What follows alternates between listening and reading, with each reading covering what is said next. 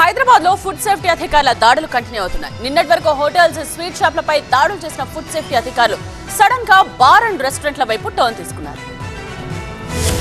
హైదరాబాద్ నగరంలో food safety అధికారుల తాజా దాడుల్లో బార్ అండ్ రెస్టారెంట్ల భాగోతం బయటపెట్టారు. విద్యానగర్లోని కింగ్స్ బార్ అండ్ రెస్టారెంట్, చిక్కడపల్లిలోని మధురాలయ, ఆర్టీసీ క్రాస్ రోడ్ లోని వింటేజ్ బార్ అండ్ రెస్టారెంట్ తో పాటు కొత్తపేటలో కృతంగా రెస్టారెంట్ లో ఆకస్మిక తనిఖీలు చేశారు. రూల్స్ కు విరుద్ధంగా నడుపుతున్న నెంబర్ 1 బార్ గా కింగ్స్ బార్ అండ్ రెస్టారెంట్ ను గుర్తించారు అధికారులు. ప్రతి బార్ కూడా అపరిశుభ్రంగా ఉన్నట్టు గుర్తించారు. కిచెన్ లో కొన్ని సంవత్సరాలుగా క్లీన్ చేయలేదని అధికారుల తనిఖీల్లో తేలింది. అలాగే ఫ్రిడ్జ్ లో వెజ్ అండ్ నాన్ వెజ్ పదార్థాలను కలిపి ఉంచడాన్ని రికార్డ్ చేశారు అధికారులు. ఇక హెల్త్ మేనేజ్మెంట్ కు సంబంధించిన ఏ ఒక్క రికార్డ్ కూడా మెయింటైన్ చేయడం లేదని అధికారుల తనిఖీల్లో తేలింది. బెంగళూరు, చెన్నై నుంచి వచ్చే చికెన్ వేస్టేజ్ ని హైదరాబాద్ లోని బార్ అండ్ రెస్టారెంట్లకు సప్లై చేస్తున్నట్టు ఇటీవల దాడుల్లో బయటపడింది. కింగ్స్ బార్ తో పాటు పలు బార్ల పరిస్థితి ఇంచుమించు ఇలాగే ఉండడంతో అధికారులు ఆయా బార్లకు నోటీసులు జారీ చేశారు. దాడుల సందర్భంగా సేకరించిన శాంపిల్స్ ను ల్యాబ్ కు పంపారు. ఇక చిక్కడపల్లిలోని మధురాలయ బార్ అండ్ రెస్టారెంట్ కూడా తనిఖీలు చేసిన అధికారులు బార్ లో పరిస్థితి చాలా దారుణంగా ఉందని గమనించారు. రిఫ్రిజిరేటర్ లో ఉంచే ఆహార పదార్థాలకు లేబుల్స్ లేకపోవడం గుర్తించారు. అటు ఆర్టీసీ క్రాస్ రోడ్ లోని వింటేజ్ రెస్టారెంట్ లోని స్టోర్ నిండా బొద్దింకులు చూసి అధికారులు ఆశ్చర్యపోయారు.